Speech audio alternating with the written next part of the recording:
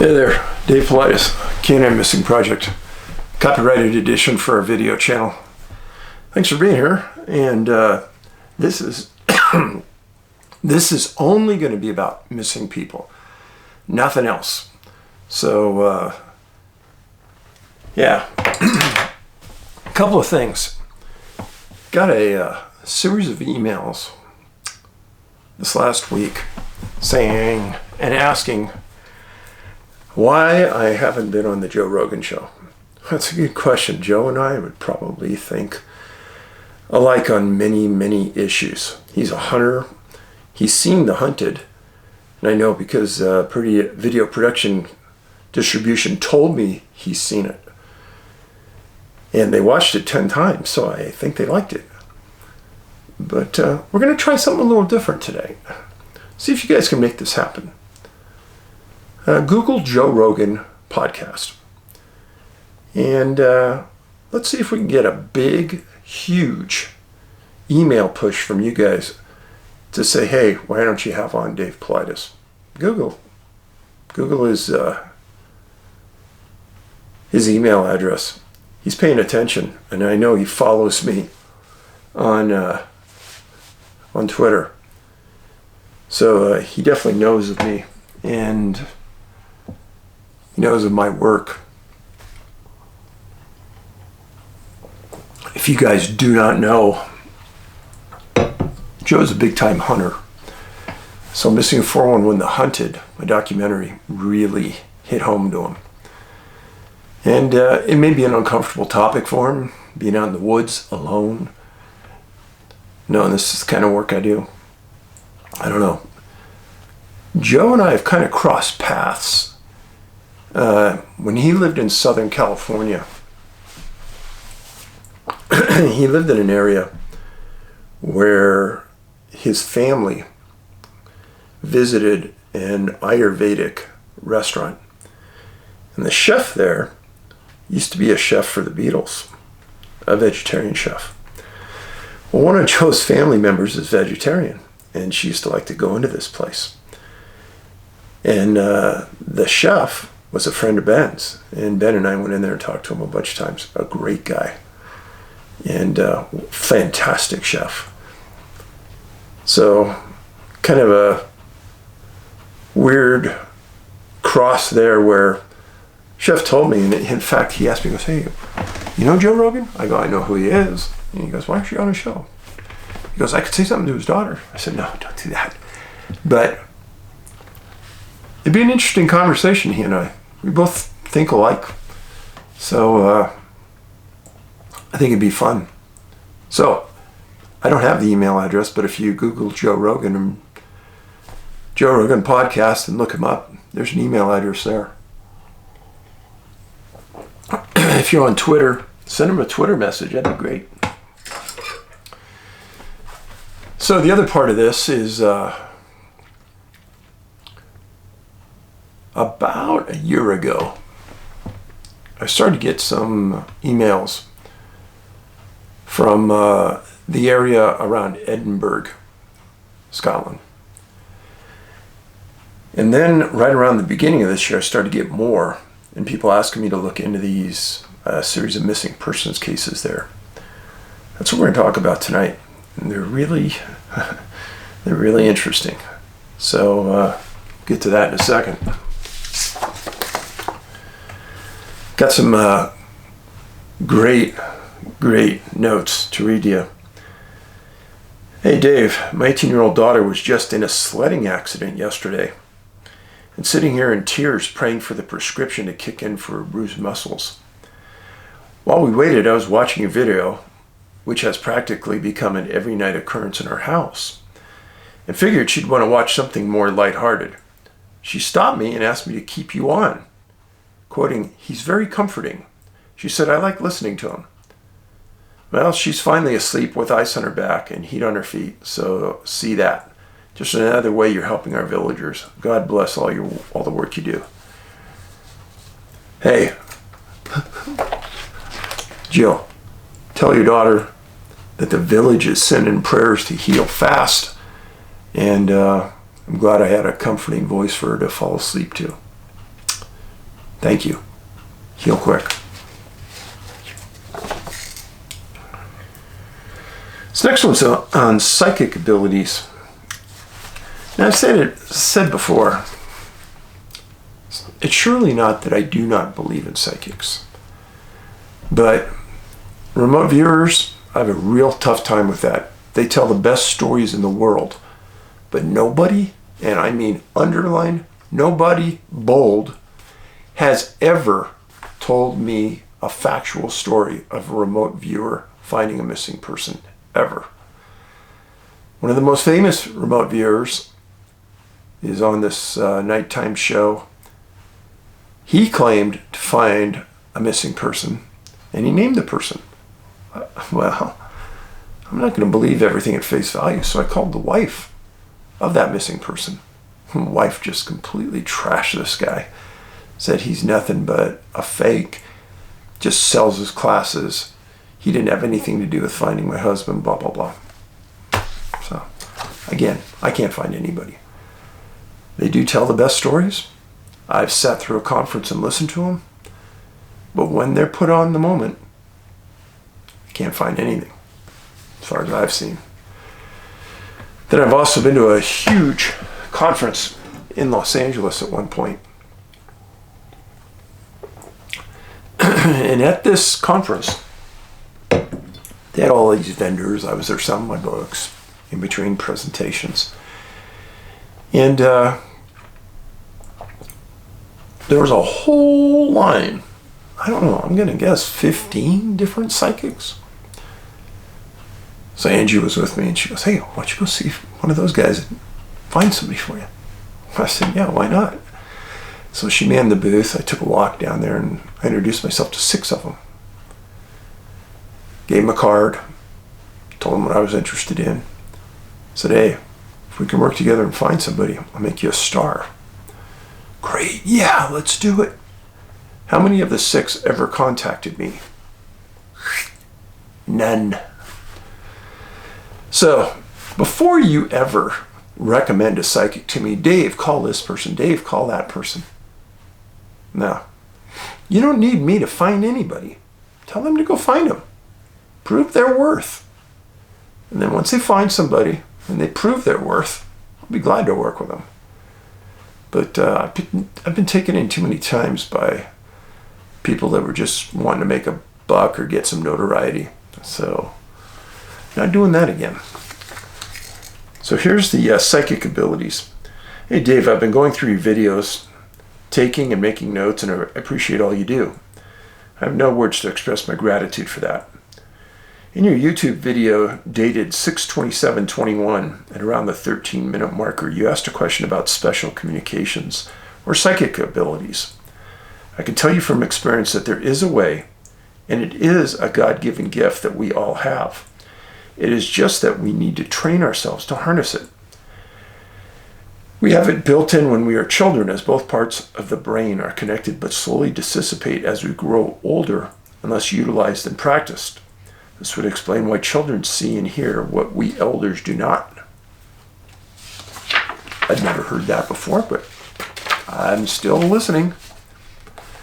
I was introduced to it by my wife when she learned it at a seminar many years ago in the 90s. I brushed it off as some witchcraft or hocus pocus, partially because she did not give me the big picture at the time. And I did not get it until much later in line as I was connecting the dots. It is called the Silva Method, which was put together by Mr. Jose Silva many years ago. Mr. Silva spent decades studying this, combining ancient and modern knowledge, plus his research and findings into one big package that includes healing, manifestation, intuition, and activation of our God-given psychic abilities, such as clairvoyance, plus much more. It all started when his youngest daughter seemed to be reading his mind and answering questions before he would ask it. It's a very lengthy topic, however, and this was well worth diving into for the type of work you do. I've dug into it deep, collected everything I could find from his original work, and have had first-hand experience with some aspects of it. I find it to be true. My kids are all trained in the basics of the Silva Method, and they have used it to solve basic problems, when they need to or find something that is missing. My son took it to another level one day when I told him that he could control pain with it when he had a loose tooth. He turned off his pain, yanked his tooth out, and went one step further, which did not cross my mind, by stopping the bleeding. Mr. Silva passed away in the late 90s, but his original work is still out there and is best to learn from. I hope I was able to pique your interest, as learning to harness this gift would be a valuable tool in your arsenal. I can provide you with details and help you navigate the sea of offshoots and Silva copycats. Please feel free to ask anything, as this is a big widespread topic. Again, thank you for all you do. It is great to see you. It is great that you see the positive in things, as there is something positive in everything negative. And that is what we need to focus on. God bless. Hey, thanks for the email. So, a couple things. Anybody out there familiar with the Silva Method? If I can get multiple people that are interested in a topic and have done it, and that gives us some validation points, and it also gives us different angles to go at the same issue. This is the first email I've ever had about this, but I have an open mind, and I'm willing to listen to somebody else. Put a note or send an email about it. If you know some information, send it our way.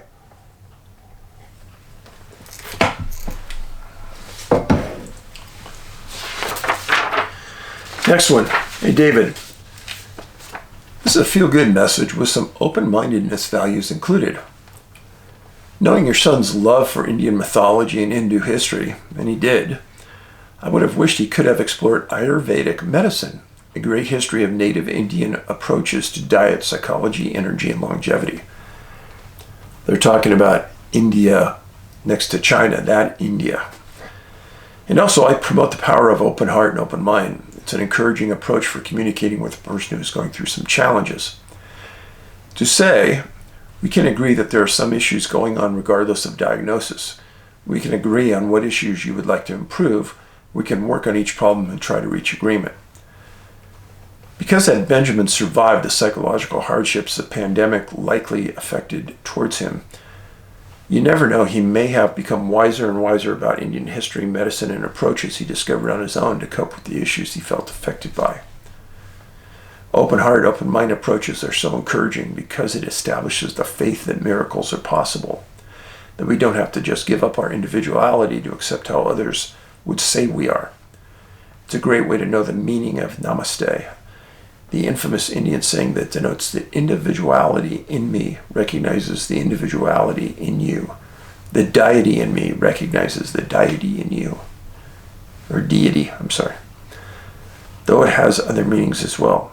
You stay healthy, positive, and keep an open heart and open mind. The miraculous is within reach. Aspire for it. Your supporter. Well, thanks. A little story about Ben you may or may not have known. About 6 months before he passed, he went to India. He called me up. He says, "Hey, Dad, I think I want to go to India, and I want to meet some people there that are high up in the Krishna organization. And it's a very, very religious period. And it'd be good if I went." I said, "Great." He was still reaping dividends from the movie he made.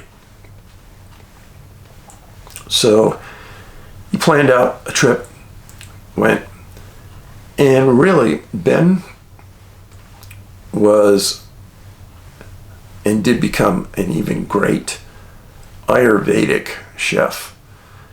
He studied Ayurvedic foods, and he's proven to me that it's probably one of the most healthy ways in life to live.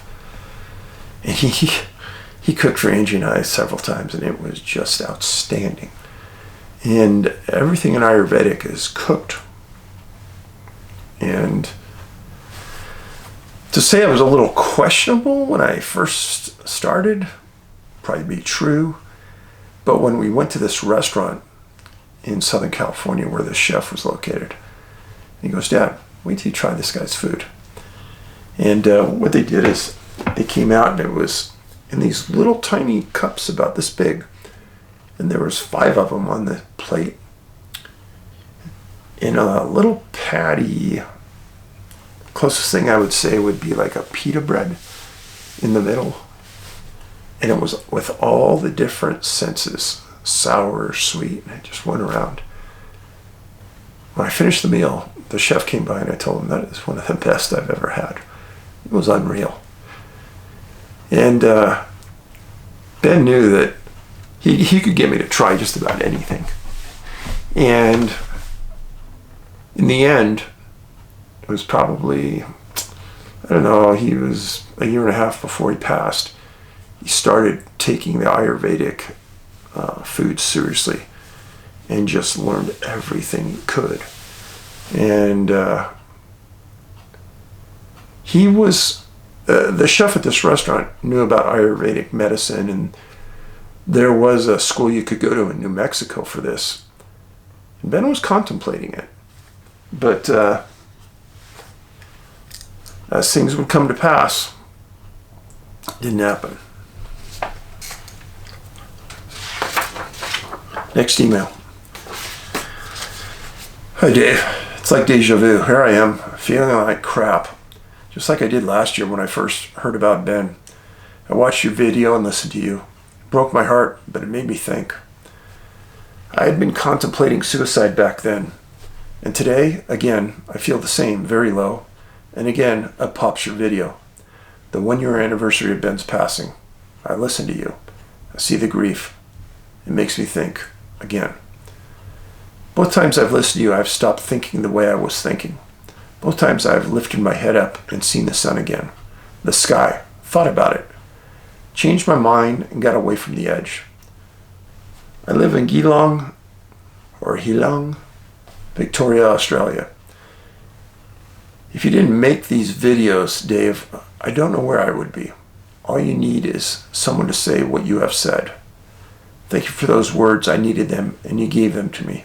Thank you, Dave. Yeah.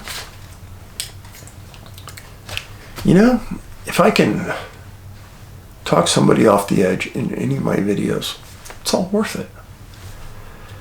And I think that there's a lot of people out there who may not have a lot of people close to them. And part of my initial belief in what I'm doing with you right now, building this village, is I really did believe that I could garner supporters that were wholesomely nice people.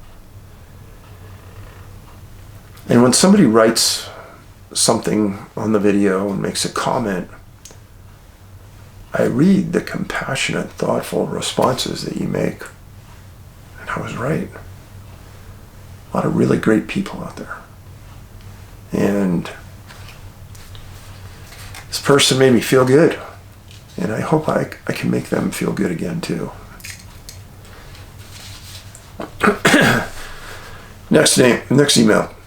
Just started to listen to your YouTube channel. I subscribed. Anyway, you just stated to submit any incidents that you listeners may have found odd while in the woods. Well, here's what I experienced. I was hunting back in 2011 in Claysburg, Pennsylvania, in an area called Bulls Creek. I was following an old logging trail and started getting a headache. Figured it was due to dehydration. I stopped to drink some water. I realized that when I stopped, that to me it was quiet. Like no birds, no normal forest sounds. Not harping on, I continued. I got to a turn where the trail curves around a mountain. When I rounded, I instantly got a deep sense of dread. I looked around thinking there might be some wild dogs or such, but what I saw instead was an area about 20 feet in front of me that spanned across the way as far as I could perceive. That looked incredibly sharp. It was like a video game. The space was so sharp and clear that it looked fake, yet I could see through it like nothing was there. It reminded me like a lens filter on a camera. A strong thought then entered my head that conveyed that if I continue on, I won't be able to come back. I never went into those woods again, and will not unless I'm with someone at all times. You ever heard such a thing? So please send me a link or video. Also, if you share this, please don't use my real name. And I didn't. Thank you. You know, have you ever heard of something like that before? Yeah, many times.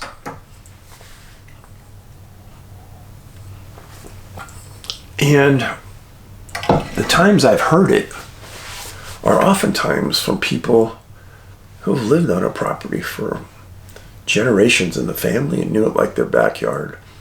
Then all of a sudden they step into an area they don't know. So the question to me comes up, is that some type of portal opening up and letting you walk in and letting you walk out to tell the story? Was the quietness that you experience in those instances, is there some way that they are suspending time, space, and essentially stopping everything around you? I don't know. I think there's a lot of possibilities. Now, what would happen if that person would have walked on, like they said, and they didn't come back? Would that have been a missing 411 case? And then since they did walk off into a portal, that means at some point they left this earth. So would a canine track to that point and then stop? Good theories, but really need something solid to bring us home on those. Next one. Dave, thanks so much for what you do. You were very prolific on YouTube in 2021 and gave us dozens and dozens of cases to ponder over.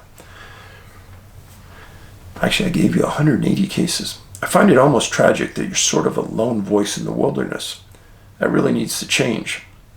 I think there needs to be an annual symposium on this topic, hosted by you. It could be held in a different country each year. There needs to be much more public awareness about the missing. On a very small portion of the world population is tuned, only a very small population of the world is tuned into this subject and aware of its scope and implications. Very true. And I do think it would be great to have a U.S. symposium on this. The wild card question, of course, is how many people would come. And I know I could put some phenomenal speakers on the platform that you've probably never heard of, but guaranteed never seen, but highly educated, world-class professionals that would just turn your head at some of the things that have happened to them. In past conferences that I have put on, I have invited Allan, who lost his son Jared in Colorado. Invited him to come and speak. Phenomenal speaker. He wrote 2 books about his son's death. And Allan really enjoyed the conference and met some people that helped him. So anyhow, I think that could be a good idea. On with the same email. I'm an Air Force vet, and one of the key activities of the military is to develop contingency plans. Studies must be made, for example, on how to defeat enemy air defenses should they be encountered during an attack. The types and quantities of munitions must be carefully considered based on characteristics of a target. And last but not least, plans must be in place regarding the rescue of pilots and other personnel who become stranded in enemy territory. I imagine many of your viewers listen to the stories, shake their heads in disbelief, feel sorry for the families involved, and then brush your teeth and go to bed. This is not the reaction of this U.S. Air Force veteran. My reaction is this. We're facing a very clever enemy, one that hides its tracks. The enemy is stealthy and smart, but probably not infallible. They come and go at will, and the U.S. military is undoubtedly aware of their activity. We have to entertain the possibility that many of the missing are still alive and are being held somewhere against their will. Dave, these unfortunate souls we call the missing need to be rescued by the military. The idea of a rescue sounds absurd to many, maybe most. What most people don't know, though, is that the defense establishment in the U.S., operating in unacknowledged classified programs since the end of World War II, has spent billions of dollars to research UFOs, alien hardware, invisibility, anti-gravity, wormholes, telepathy, interdimensional travel, and other exotic technologies. At the same time, there are persistent rumors about direct contact and informational exchanges with off-world entities. So let's stop there for a sec. I think he's right. They're right about a couple things, at least. First of all, our government has lied to us for decades about UFOs. They say that they're not interested. That's a lie. They say that they don't have certain documents. That's a lie. They say that they haven't budgeted money for it. That's a lie. I mean, it goes on and on and on. But you and me probably know that our government lies to us all the time, which isn't the way government should be. And that bothers me. The thought that these people are alive somewhere is distressing. Now, something that I have never discounted, and I would always put down as one of the top 5 options, is that there's a faction of our government that is really no good. And they use us to practice their technology on. It's been proven in the past. There's no reason for them to stop. I mean, you know, I've been a big X-Files fan my whole life. And I know that the first 2 years of those X-Files were based on true incidents. I told you this before. Our government has always been interested in these type of issues, missing people, wormholes, etc. So what if some way they grab some of this technology and they're practicing, let's say, on their technique? And maybe they had the idea to bring us back healthy, wealthy, and wise after they took us. And maybe during that practice episode, things didn't go real well, giving them the benefit of the doubt here. So this is all possible. But what really is going on? That is the $1 million question. So, going on. I think we've learned a lot. I think the hidden high technology we possess is astounding. I wouldn't be surprised if black projects have studied how the missing are abducted, who is responsible, and where the missing are taken. Well, as I've told you before, the FBI shows up on all these cases, almost. They don't want to get involved. They just want to document what happens, interview witnesses here and there, send it back to Quantico, to their profilers. So yeah, our government has the files, for sure. Could a low-level war already be underway? A war between military special forces and the abductors?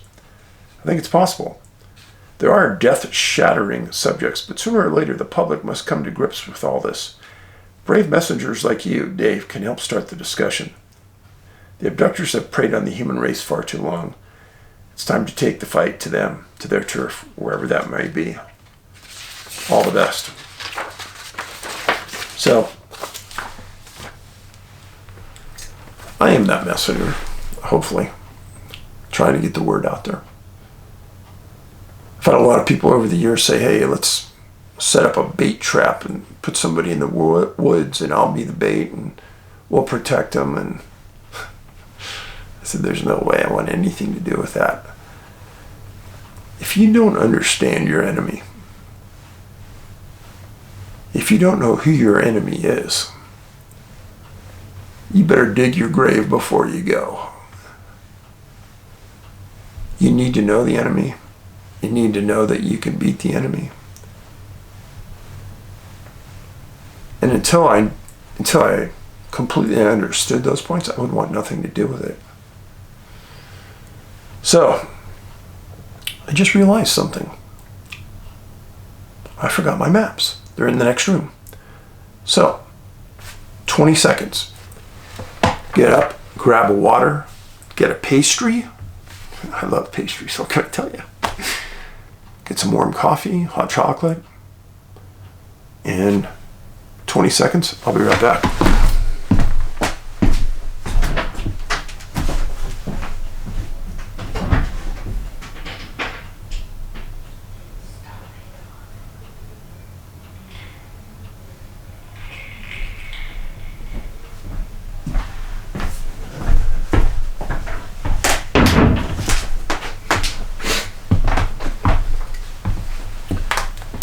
He's back.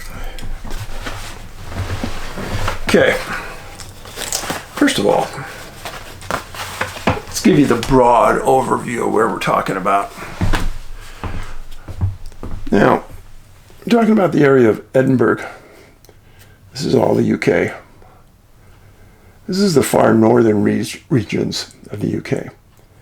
This area out there, there's nothing out there. Just open ocean. What's one of the top profile points? Water. So, keep that in mind. Now, first case I'm going to talk to you about involves a man named Kenneth George Jones. Disappeared November 3rd, 1998. 18 years old. Pretty innocent soul. Was last seen at 7 a.m. at his house. And he lived in Ancrum Court in Glenrothes. So, got up in the morning, walked out the door. That was it. Now, so that happened on November 3rd, 1998. Hold that date in your mind. Not even a mile and a half from where Kenneth disappeared. It's a man named Allan Bryant, 23 years old. He went missing November 3rd, 2013 at 2 a.m. He was partying at a place called the Styx nightclub. He was about a mile walk from his home.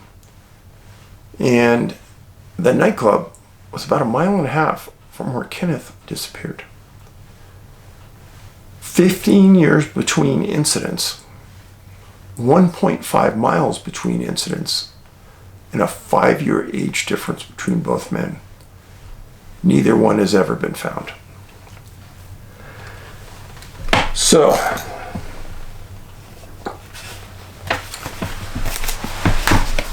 what I'm going to show you is, this is the area where Jones and Bryant disappeared.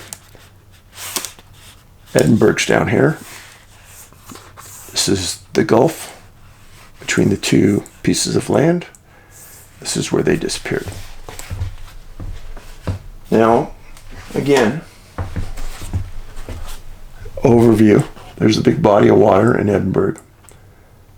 Different sides of the water. There's a big bridge that crosses right there. So, this is Perth, Dundee, Aberdeen. Kind of get the feeling for where you're at in Scotland. So, you got those. Now, when I was doing the research on these, right away, both of these happened on November 3rd. How weird is that? What are the odds? You got 15 years between incidents, almost 4,500 days, and both men disappear on the same calendar day. Odds would be phenomenal. So, this year, right after the first of the year, I started to get a series of emails about these cases again. And I thought about it, and I said, I'll give it another look. Then I started to see that New Year's Eve this year, meaning 2021 to 2022, wasn't a good night in Edinburgh. And I'll tell you why. Is on December 31st, 2021, a man named Dean Connor, 37 years old, lived in an area called Musselburgh, just to the east of downtown Edinburgh. He was last seen walking towards the promenade in the city for drinking and eating New Year's Eve night. Well, Dean disappeared. Let's go back, because I forgot to show this to you. Shame on me. So, Kenneth Jones, 18 years old, missing November 3rd, 98. This is age enhanced. This is what he looked like at 18. This is Allan Bryant. And Allan, at 23 years old, disappeared 15 years later on the same night. Okay? So, you have Dean Connor, 37 years old, disappearing. And this is Dean. So Dean, 37 years old, disappears December 31st, 2021, about 5 p.m., walking towards the promenade. Now, the same essentially night at 2 a.m., the morning of January 1st, there's a woman named Byrne, 28 years old. So she was partying at her home with her family and friends and decides to leave at 2 a.m. and knew about a big beach party going on in Edinburgh. So she walked down to the beach, met up with her friends, and disappeared. Now, the police in this case talked about it a lot online. They brought in police dogs, maritime unit, divers, scavenged, wiped out the city for signs of anything. This is the missing person poster that went up in the city for Alice. Good soul, good person, loved by her family, missed intensely. The only woman out of the 4 cases. Now, so this is the map where Dean Connor walked out of his house, walked toward the promenade. Alice left her house, was walking to the beach to spend time with friends. The distance between those, driving-wise, can be as little as 6 minutes, can be as much as 12 minutes. It's a very short amount of distance. And isn't that ironic? Because the first 2 cases I gave you happened very close proximity to each other. Now, this is the part where it gets very weird. You have 2 sets of cases. The first set, Jones and Bryant, very close together, 1.5 miles, disappeared. Byrne and Connor, very close together. 14 miles across is the distance between both incidents. Now, if I'm a policeman, I'm not an idiot. 2 people disappear in close proximity to each other the same night, nearly the same location. I'm sorry, I've got to think that they were related somehow, somewhere. These 2 cases related somehow, somewhere. Now, in missing persons cases, they're usually scattered all over an area. But in these 2 incidents, both occurred in close proximity to one another. Okay, same calendar day, essentially the same day. So in this one, there was a 9-hour difference between the times they were last seen. But that doesn't, just because somebody is last seen at a specific time, that doesn't mean that that's when the incident happened. It can mean a lot of different things. In Allison's case, she might have went down to the beach, hung out with friends for many hours, came home, something happened on the way home. You just don't know. But there's almost like a clustering effect in those two cases. 2 cases north, and then the 2 cases south on the same day. Now, the families on these made a lot of pleas to the public for information. In foreign countries, it's sometimes very difficult to find specifics like I'd find here on U.S. cases. That's why I could dig deep and dig really deep on U.S. cases and get information that sometimes is unavailable in, say, Edinburgh. Information about the family, their background, where they went to school. A lot of times, foreign press is not interested in doing it. And that's a shame. Because I think when the public knows a lot about somebody, they tend to remember details about these people. And when you remember the background and you can relate to them, there's a better chance that if they walk by you on a street in another country, you might remember their face. So, let me do this again just so I know you saw it. Kenneth Jones, he was 17 or 18 years old when he disappeared. Age enhanced. Allan Bryant. Way he looked. Dean Connor. Dean let his hair grow. It was a little longer than this when he disappeared.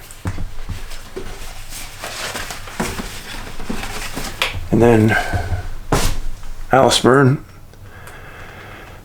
28 years old, 5'6". Last seen 2 a.m. on Bath Street in Portobello, going to the beach party. Last seen wearing a black t-shirt, black jeans, orange mustard hoodie. Police are still looking for these people. I wish I could give you more details on it, but they're hard to get, and I dug for several days and still couldn't find out a lot. And the chances of me getting the reports from foreign press, they're not as transparent as they are in the U.S., and in the U.S. they're not that transparent at all. So, but those are the cases. 4 disappearances in essentially the same location. 4 cases, 14 miles apart, that's a cluster. I call that a cluster of missing people. Again, without knowing all of the facts, it's hard to say that they're all 411 cases. I presented these cases because there was such a demand out there by the audience to know some background. There are other people missing in Edinburgh. Not many, though. Not many. So you've seen 80-90% of them that are available online.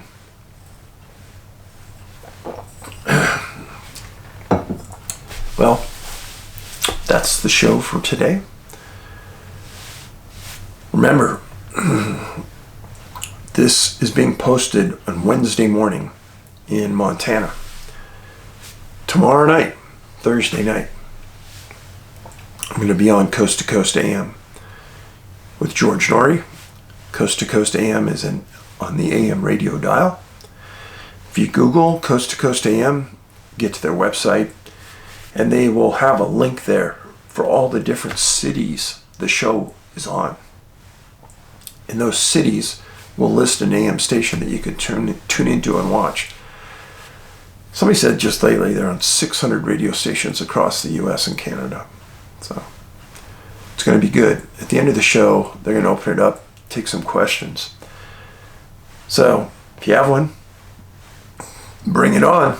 It'll be fun. And I'm going to make an announcement on the website.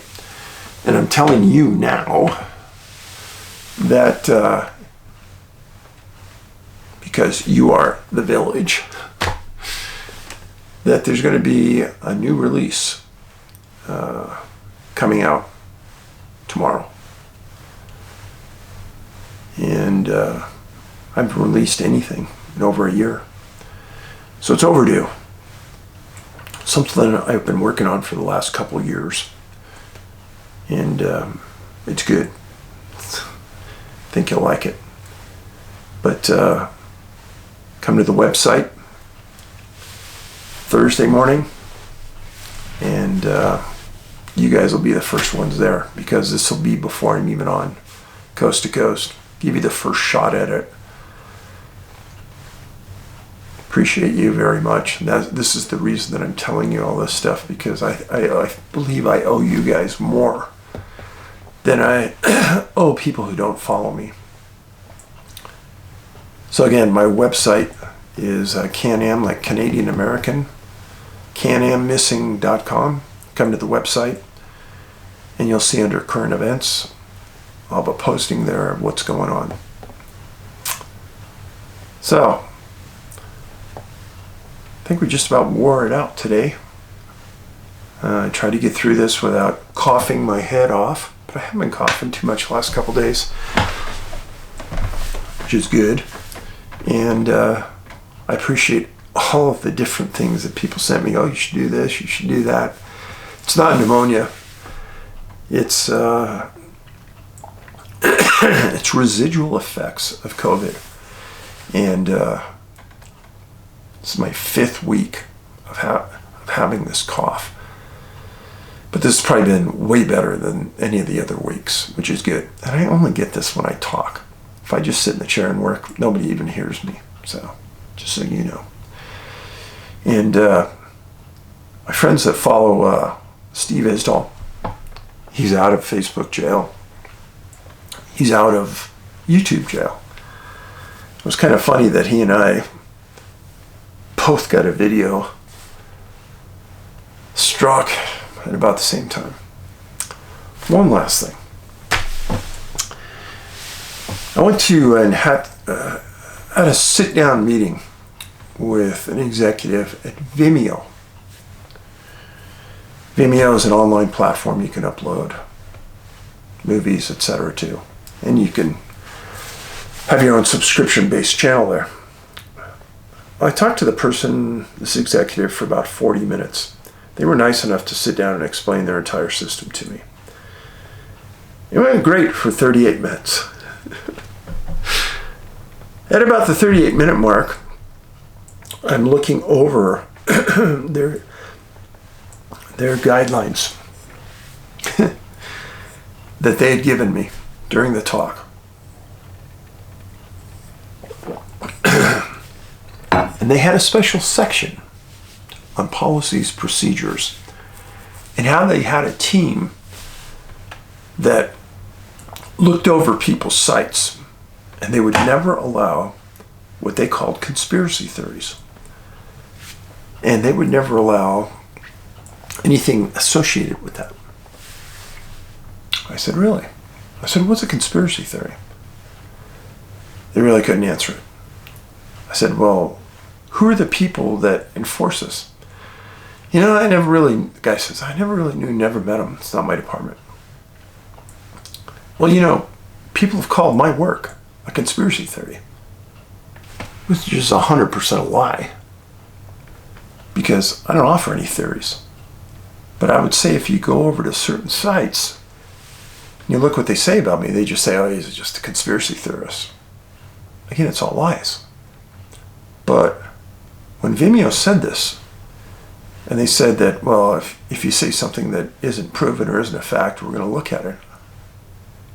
I said, oh, time out. So really, you're censoring freedom of speech. Well, we can't, Mr. Paulides, have conspiracy theories going on. I said, well, think about all the conspiracy theories there have been that have been proven to be true. And he goes, yeah, but we would never restrict that. Angie was sitting in the room listening. And she just looks at me and goes, mouths, no way we're going to that. So that was a waste of a week's worth of research and an hour's worth of time on the phone. And I thought, oh my gosh. So Rumble's out, Vimeo's out. It's very frustrating. It's taken me so much time to get to this place where I am, and trying to find a location that's safe, doesn't restrict freedom of speech. But I'll keep looking. I will find the place. In the meantime, I appreciate your patience. If you like the video, give me a thumbs up. And we'll see you soon. Paulides out.